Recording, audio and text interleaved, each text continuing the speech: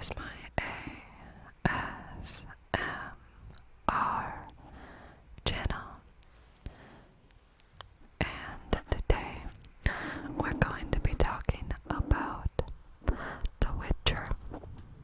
The Witcher, The Witcher, The Witcher, The Witcher, The Witcher.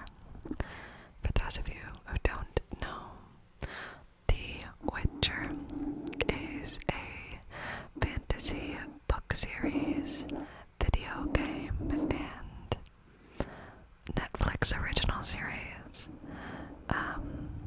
The original Netflix series is not very popular in the fandom, more so the books and the games are quite popular. So yeah, I wanted to start here to start expanding more on my ASMR fantasy videos because I had quite a few suggestions for The Witcher, and I haven't played the games, but I have read the first book, The Last Wish, and I did watch the first 2 seasons of the show, and then I had to stop because it got really bad. But I think that's a common opinion. But I have all of my notes here, and they are sources from the books and the games, not from the TV show. So we're going to be talking about the continent today. So the continent is the landmass that the inhabitants of the Witcher universe live on.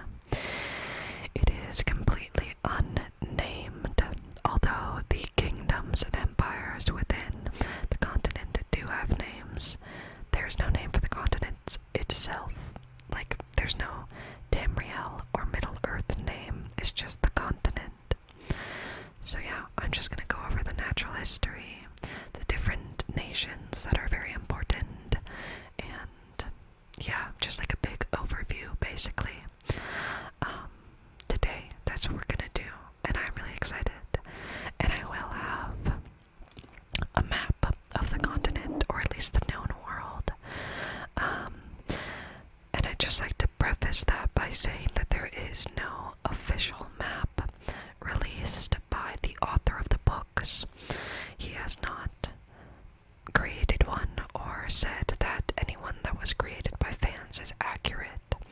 So the one I'm using you may not recognize, or I don't know. So yeah, I'm just saying that this is the map that I'm going to use for my needs of explaining. And yeah, okay, that was hard to explain, sorry. And before we get into it, I'd just like to say thank you all so much for 1,000 subscribers again, and for the recent subscribers after 1,000. I really, really appreciate it, and I'm sorry that I've been a little bit MIA for the past couple days. I just kind of lost a lot of energy, and I didn't feel like I wanted to make videos, but I'm back now. We're gonna talk about this, so let's just get right into it, because I want to. Oh, and, you should hit the subscribe button if you enjoy this video. So yeah, thank you all so much for watching. Let's get started. So, this area, when I look off to the side, it's because I'm looking at my map. This whole area, this outlined area, is the known world. So this is where almost all of the events in The Witcher take place. So I'm just going to start off by giving you a general history of this area. So it is referred to as the continent, but it is unknown how large or wide the continent really is. As you can see to the north and to the east, although we don't have maps of that area because it is uncharted, there is land there. It's just all of the events take place in this smaller area, and it is generally unknown what lies to the east, north, south, and west. So yeah, let's start with the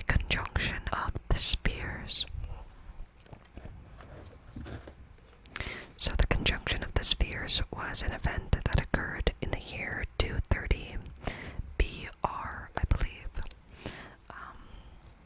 And the spheres conjoined, which caused humans and monsters to come to this continent. The spheres, as I understand it, are like dimensions, or, yeah, like dimensions, that merged together, which brought humans to the continent. But before humans lived on the continent, gnomes were actually living there. So the first inhabitants, as I know, were gnomes that settled in the Mahakam Mountains. The Mahakam Mountains are right here, this mountain range. And then the dwarves were said to have arrived and settled with the gnomes. And it's also said that giants and ice giants lived all over the continent. But the dwarves and gnomes lived here, and then 2,000 years before humans appeared, the elves, called the Ain Sita elves, arrived on the continent and settled in the Skellige Islands here. So yeah, 2,000 years before humans arrived, elves, dwarves, gnomes, and giants were living on the continent already, until the conjunction of the spheres, when humans appeared and began to conquer all of this continental area and kick out all the dwarves, gnomes, and elves and giants. Yeah, so in the 230s, humans appeared, and they were called the Doke and Wazgor people. They settled in the north here in Bovis and Govir, and then moved out into this general area, and of course now they're all the way down here. And yeah, so that kind of brings you to the events of modern day, at least, and understanding that now that humans live here, the elves and dwarves and gnomes and giants have either been killed or pushed to the edges of the known world, to the east or north. That's what the conjunction of the spheres was. Anyway, the continent itself is a large unnamed landmass that the races of the Witcher live on, including elves, dwarves, gnomes, humans, and giants. It is unknown how large or wide the continent truly is, because the only part that has been charted is this part, the kingdoms and empires of man. But it is known that the empires and kingdoms exist somewhere on the western coast of the continent, the coast of the Great Sea here. Many have attempted to chart the unnamed lands outside of this area, but none have been very successful in that endeavor. So I thought a good place to start would be to talk about the natural land there. So we're going to start with the mountain ranges of the continent. The first one is here in the south. This mountain range is called the Deer Dojer mountain range, obviously located in the south, just to the east of the Nilfgaardian Empire. They are scarcely inhabited mountains. Not many people live here, not humans at least. It borders Nilfgaard, like I said, and the Korath Desert, which is here, the Korath Desert, on the eastern side of the mountain range. It is known that this mountain range is the longest lasting enclave of gnomes left in the known world. So like I said, originally they lived in the Mahakam Mountains, and some gnomes do still live here, but the largest amount of them lives in the Deer Dojer Mountains. The next mountain range is right here, the Fiery Mountain Range, or the Mountains of Fire. They lie obviously on the eastern borders of the known world, and they are north of the Korath Desert and east of the Deer Dojer. Not much else really to say about them. Next, up here is the Blue Mountains, right here.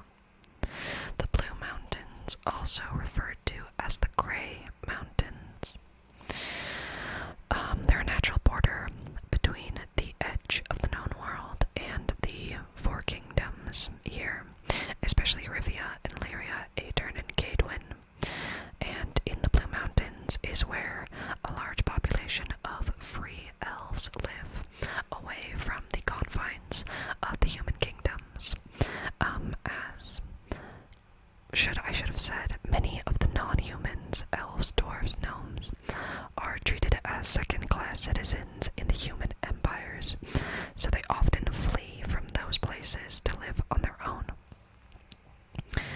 Now, at the bottom of the Blue Mountains lies the region known as Dol Blathana.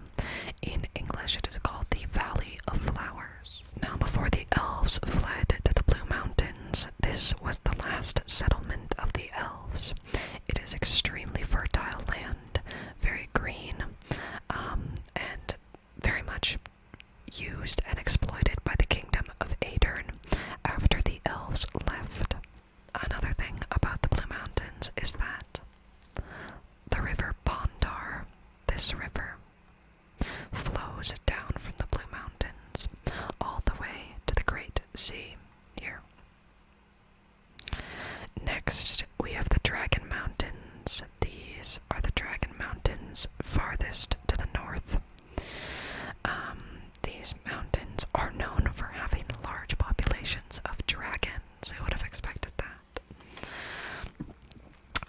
Yeah, a huge dragon population lives there, and nobody has ventured north of them because there are so many dragons, and you will get eaten if you attempt to go into that area. So that's all there really is to say about those. Next is the Kestrel Mountains. These are the Kestrel Mountains. They separate Redania from Cadwyn and the Hangforce League. There's not much to say other than it's a natural border. There is a pass, I believe, that goes through here to the two of them, but Cadwyn and Redania are often at conflict with one another, so yeah, that's the Kestrels. And there are actually three major peaks in the northern area here: Jivia, Great Kestrel, and Harbinger's Fay. So last, and I would argue almost the most important of the mountain ranges, is the Mahakam Mountains here, separating Temeria from Aedirn and Lyria and Rivia. So it's a vassal state as well as a mountain range, owned by Temeria, I believe. It is a range that is mostly inhabited by dwarves, gnomes, halflings, and some other non-human creatures.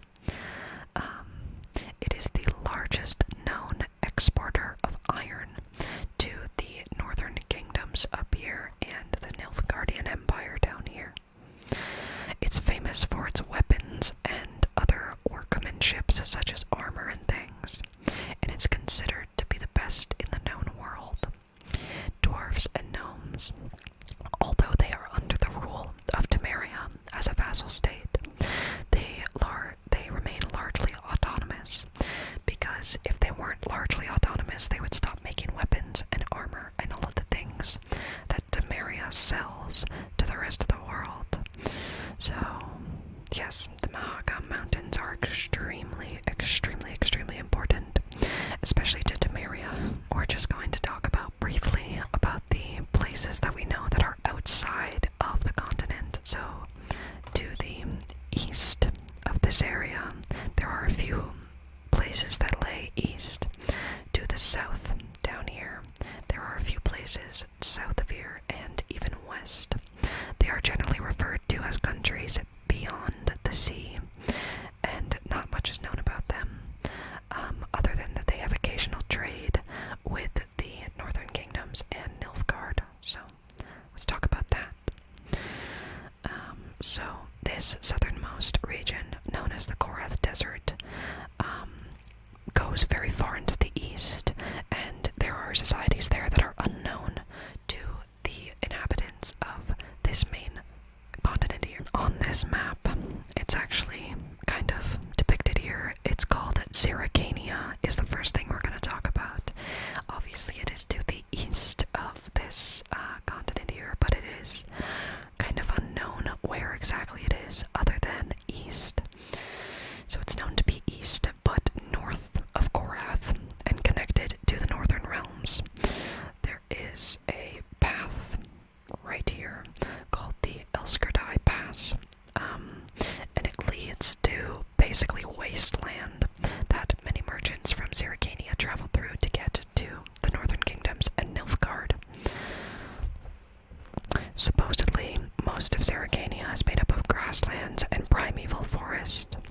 It's said that the center of the region is made up of a giant rocky crust and a huge canyon where most of the inhabitants live. Next is another country by the name of Hawkland.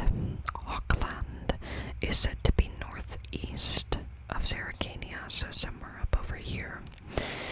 And it's apparently a vast land of steppes. So I think kind of like a mesa region. The people there are said to be the greatest horsemen in the world, and remarkable archers, making them extremely formidable warriors. They remind me a lot of the ancient Persians. They've had conflicts with the northern kingdoms before, but they often now have trade with especially Redania. For smooth silk they provide to Redania.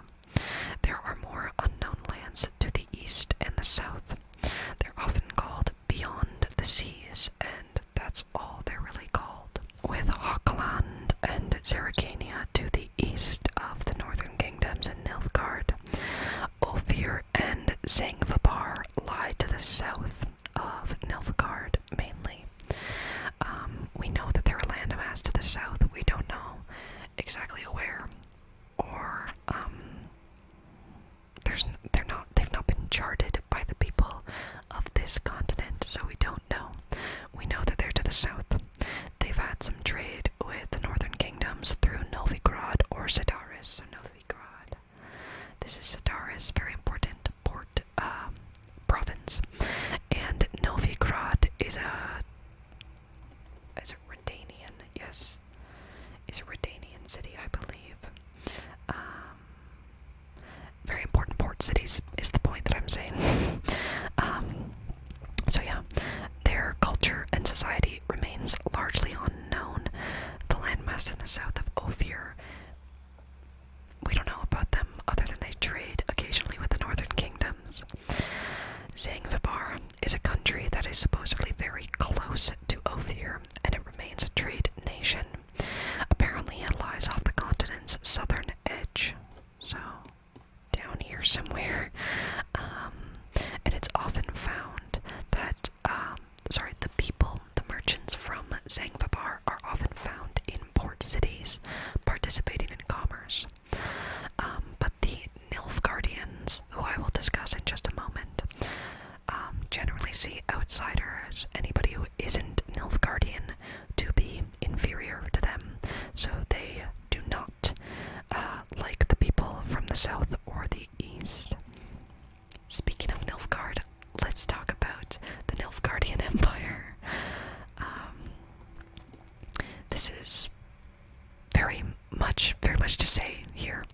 So, as you can see, Nilfgaard is the most powerful empire in the history of the known world, as it has taken up about the entire half of the southern continent of the southern known world. So yeah, it's expanded almost entirely through conquest, as it took over neighboring countries like Nazair, Gesso, Gamiria, Epping. These all used to be independent territories and countries until Nilfgaard, which was a tiny little city right here, expanded all the way north. So yeah, all of these are now provinces of the empire. Well, Nilfgaard down here remains the capital. It literally started as like a little town, similar to Rome, like just a small village, and it just began to expand and kept getting bigger. Many in the empire actually believe that the true Nilfgaardians were born at the heart of the empire here. And those that were conquered do not count as true Nilfgaardians. Most of these provinces are ruled by kings or stewards that are vassals to the emperor. So, if you were conquered by the empire, you were probably killed and someone was put in your place to lead the people. But if you surrendered, you would keep your throne, but you answered to the emperor. Very similar to Rome. So the lands conquered by Nilfgaard, like I said, are vast and varied throughout the years, actually. Borders of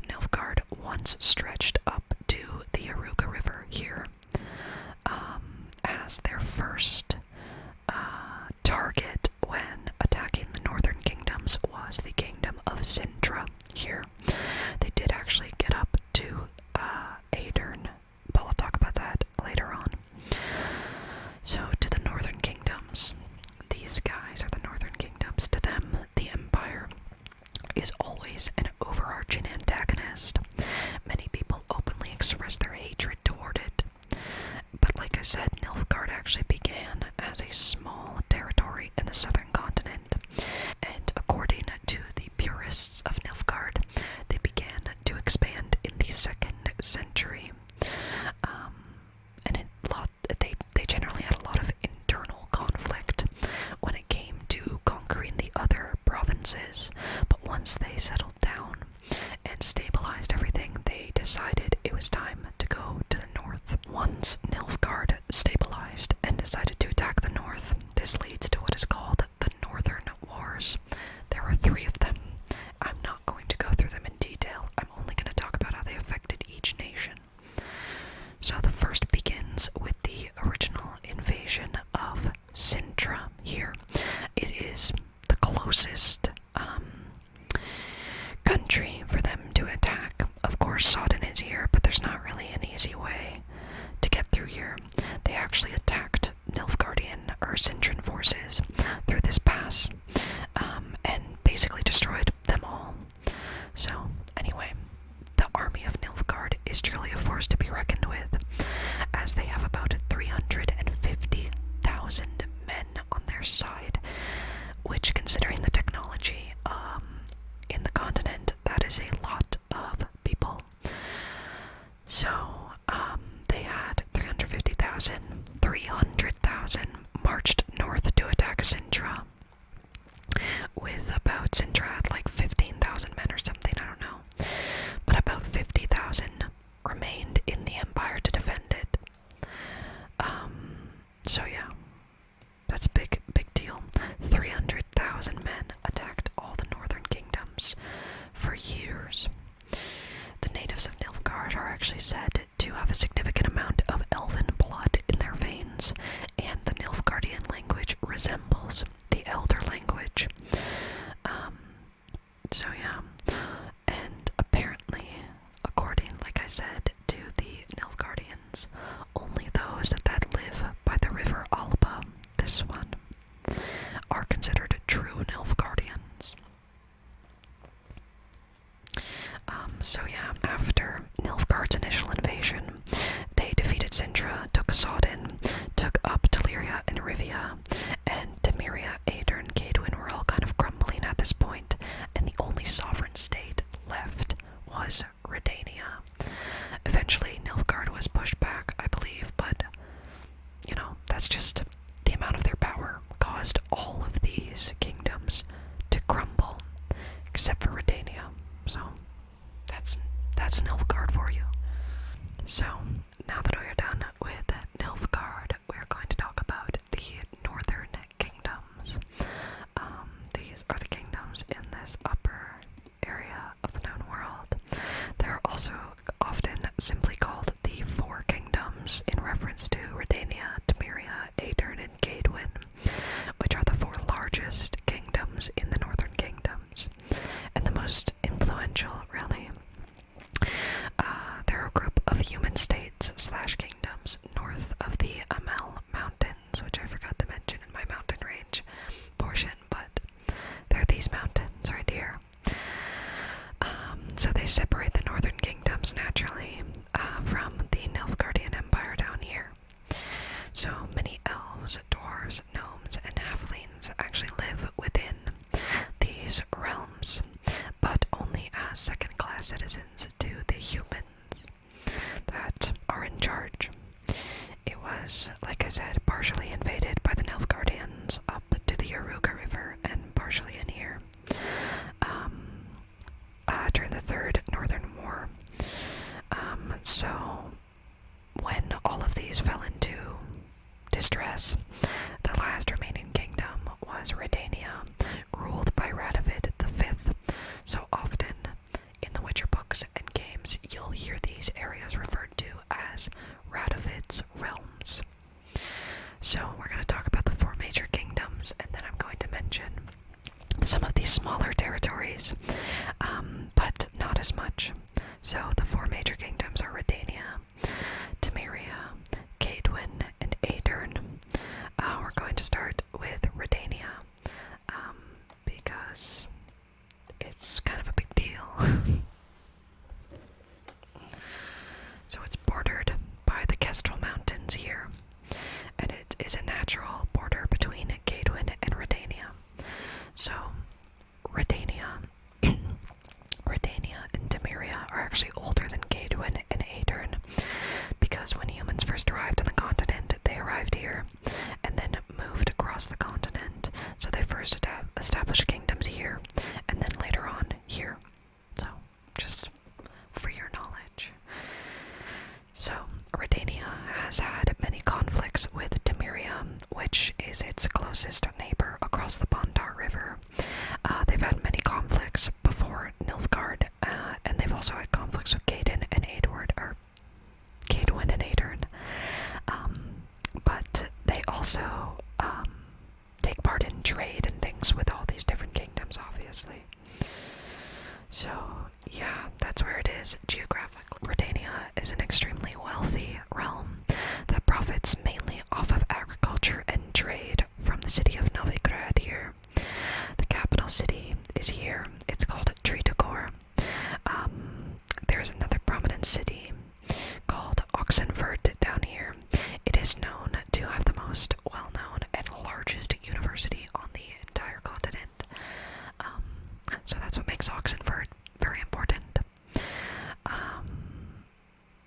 So, yeah, and of course Novigrad is a very important city because it's a port city, and Redania relies on the ports there for the trade and the money they make off trade from that port city. Much of the culture of Redania is based on the cult of nobility. So to be born as a noble in Redania is very important, more so than in other kingdoms. Anyone considered well-born, so born from nobles, is more important than someone who's earned their way to the top.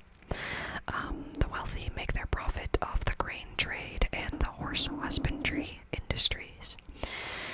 Being part of the peasantry in Redania is some of the harshest lifestyle that you could live in the continent, as they are treated extremely poorly, and the only thing that keeps the Redanian peasants from rebelling is the king, who generally rules with an iron fist. So that's unfortunate.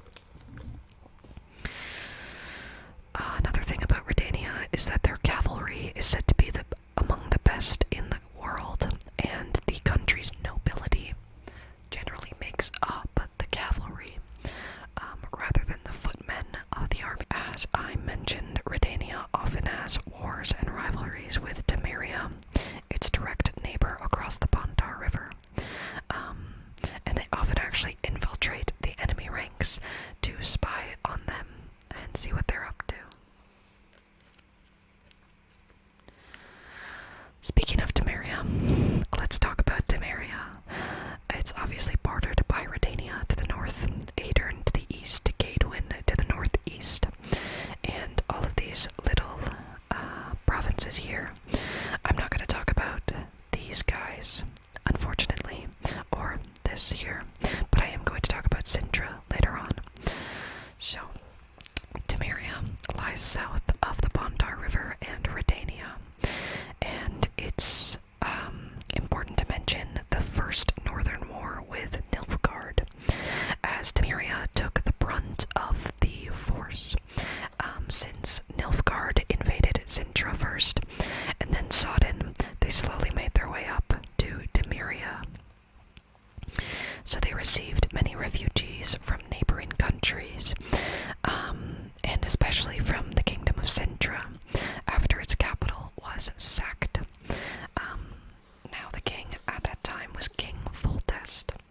He sent many forces to Lower Sodden to help defend against Nilfgaard, and although in the First Northern War in 1263 they did repel the forces of Nilfgaard, the Kingdom severely weakened, and later had a lot of difficulty fighting back the Nilfgaardians.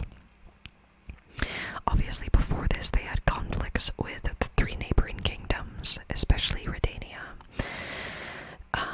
But they did take on much of the brunt of the Nilfgaardian conquest. Most of the people in Temeria are considered to be very polite and religious people, as they worship the ancient mother goddess Melitele. She's a very important mother goddess. Mother goddess means fertility goddess and life goddess, basically. She is worshipped here very much, but they also are known to have a very strong sense of xenophobia against non-human races and non-Temerians. So they do not like the Mahakam residents of dwarves, gnomes, and halflings. And it's especially difficult for any non-human residents in Temeria, as they are often treated as second-class citizens and also looked down upon with much disdain by the humans. Much of the profits for the Kingdom of Temeria are made from various trades and goods. Much of those trading goods come from the Mahakam Mountains, where the dwarves and gnomes create amazing weapons, armor, and they find precious gems and stones that are sold by the Temerian government. Also, something I thought was interesting is that the Temerian Oren, O-R-E-N, is one of the most used currencies in the known world. Also, they have highly developed agriculture, animal husbandry, and food industry. So overall, pretty good place. Moving on. I know I'm kind of blasting through these, but it's because this is just an overview of most of them. Moving on, though, we have the country of, or kingdom of, Kaedwen. So it actually comes from the Elder speech. Elder speech is like Elven language. Kaedwen, which means white forest, as it is. Its borders stretch from the Pontar River all the way to the Dragon Mountains, and here is Kaer Morhen, where the Witchers are trained and raised. So yeah, it's the biggest out of all of the four northern kingdoms here, because its border stretches up so far north. So yeah, the capital city is Ard Kerai, right here. I don't know how to pronounce it. Another famous city is the city of Ban Ard here, where there is a very famous sorcery school, so you can go there to learn magic. And obviously, again, Kaer Morhen here in the northeastern corner of the Blue and Dragon Mountains. Very secluded off to the edge of Kaedwen here. Anyway, Kaedwen itself often has many conflicts with its neighbor to the south, Aedirn, and it's mostly over the land right here in the Pontar Valley, because it's very fertile land and very useful land. And being such fertile land is very good because a lot of Kaedwen, especially the northern parts, are very hardy lands. There's not much very good fertile soil because a lot of it is frozen. So they have many conflicts over this Pontar Valley here. Because also at one point this area did belong to the Kaedwenians until the Aedirn people came and took it. Portions of the Fiery Mountains and the Blue Mountains are within the borders of Kaedwen. The country is known for its harsh and cold climate, along with its many, many forests. Probably why it's called White Forest in the Elder language. Like I said, the Witcher Fortress of Kaer Morhen is here in the northeastern peaks of the Blue Mountains, along with the Dragon Mountains. And to the south here, these lands, are where the free elves live. The ones who were pushed out of Dol Blathanna migrated to this area here.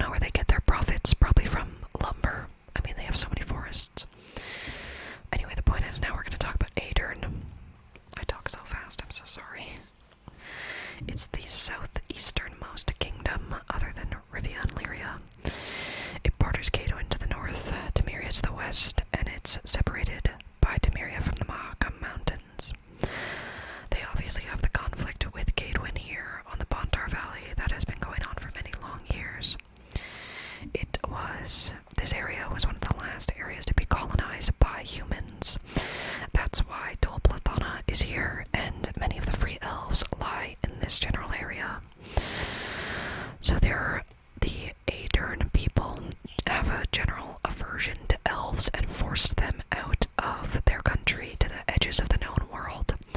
And Dol Blathanna was taken over by the Aedirn people, as it was the last settlement of the elves. Even though the dwarves that live in the Mahakam Mountains here are allowed to live there, they're still treated as second-class citizens. Dol Blathanna itself is very, very important to the Aedirn Kingdom, as much of the most important agricultural yields come from its extremely fertile land. Much of the country itself is actually focused on farming due to the many ridges and hills with very fertile soil. Now, Upper Aedirn itself actually borders the Mahakam Mountains, so this is where they get many minerals and less precious minerals that they exploit from this general area.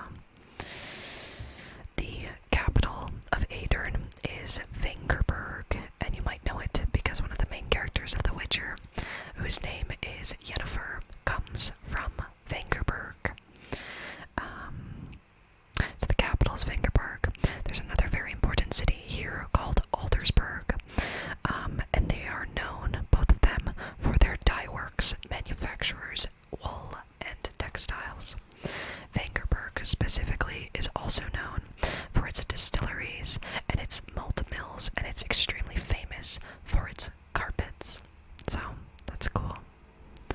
And to the south of Aedirn lie the joint kingdoms of Lyria and Rivia. They are separate nations, but they are often at odds with each other or often working together. At one point, Nilfgaard actually managed to attack Lyria and Rivia, take it over in 1267, and the Nilfgaardian forces got as far as Aldersburg. So that's Aedirn. Next, we are going to talk about the kingdoms of Lyria and Rivia. So the name refers to the confederations of these realms. They're said to often either be at war or they're said to be conjoined by personal affairs. In the first half of the 13th century, which is the century most of The Witcher plots take place in, Princess Meve of Lyria married the king of Rivia, King Reginald. She's said to have represented both of the nations equally when it came to making laws and things despite their differences, and she actually continued to rule the joint kingdoms after Reginald's death, and she became an extremely important political figure in the northern realms. But then, in 1267, Nilfgaard invaded Lyria and Rivia in the Second Northern War, which caused Queen Meve to flee to Aldersburg and continue warfare in the country of Aedirn. And of course, Lyria and Rivia were at some time actually liberated after the Battle of Brenna, which I believe just ended the Nilfgaardian invasion. The geography of Lyria is broken up by the southern border and obviously Mahakam Mountains to the west. Much of the country is made up of the Dol Angra Valley, which creates much fertile soil for the people in Lyria to cultivate many fruits and vegetables. The land in Lyria is famous for its beautiful mountains and valleys. And the winters here are actually said to be very mild, with snow being extremely rare. Much of the nation's histories are entwined with one another, yet they do remain as separate nations. The people of Rivia, which is famous because the main Witcher, Geralt, is from Rivia. Rivians are actually said to have a unique accent that is extremely recognizable to the rest of the northern kingdoms and Nilfgaard. Rivians often work in the smithies and make weapons and wares, as there are many craftsmen that live in Rivia. And due to its closeness to the Mahakam Mountains, it would make sense that the people of this area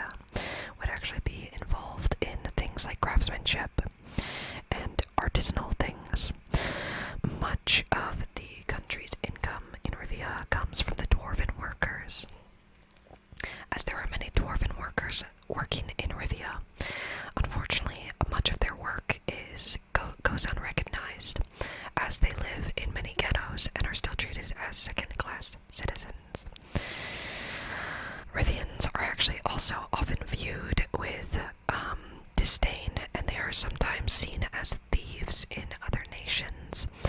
I couldn't find a reason for this, but it is very common.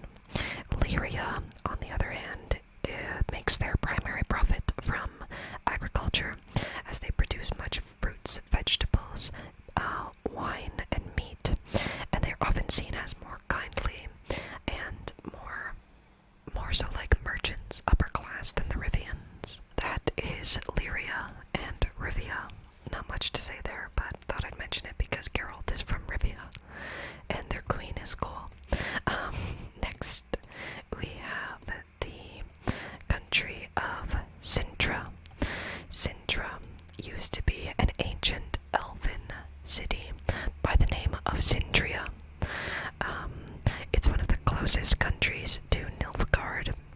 It's south of the Yaruga River here, Temeria and Sodden also. So it's very far south in comparison to the rest of the countries. It was extremely, extremely powerful under the rule of Queen Calanthe, and who was the grandmother of Princess Cyrilla. Sintra, like I said, was once inhabited by the elves until humans invaded and took over about 500 years before the events of The Witcher. And in the First Northern War, the conquest of the Northern Kingdoms began with Sintra, and their army was actually annihilated down here by the 300,000 soldiers marching north from Nilfgaard. Many of the citizens of Sintra fled to the neighboring countries of Skellige, and especially up here to Temeria. And the Nilfgaardians ransacked the city of Sintra here, and took over and occupied all of this area for like the First and Second Northern Wars, I believe. So that is mostly what you have to hear about Sintra. So next we're gonna head north and go over here to Povis and Kovir, or Kovir and Povis. So they're said to be where the first humans settled once they reached the continent. And at one point, both the Kovir and Povis were actually part of Redania. But the territories kept themselves neutral during the conquest from the Nilfgaardians, which led to many refugees fleeing to these countries, both of these countries, because they were completely neutral and were not working for Nilfgaard or the Northern Kingdoms. So Kovir and Povis are actually the largest exporters of mineral goods in the known worlds because of their access to these mountain ranges here, the Dragon Mountains. So they are extremely proud metallurgists, and they often compete with those in the Mahakam Mountains over, who's the best. They make huge profits from the trade that they make from these goods. The region is extremely mountainous, obviously, and they have several mines for many, many different things, including iron, silver, nickel, coal, lead, tin, zinc, copper, tungsten, platinum, salt, chromium, and titanium, and actually a few other things I just didn't mention because they're not exactly important. But they make a lot of natural goods are exported from here, and supposedly 80% of the world's gold comes from Kovir and Povis. So they're extremely rich, and extremely neutral. So next, just south of Kovir and Povis, are the wispy Skellige Islands. Skellige Isles, or Isles of Skellig. So they're a group of 6 islands off the coast of Sintra, just south of this Verdun here. They're legendary for their unrivaled corsairs and swift longships. They're said to be the best sailors in the known world. And they are. The islands are united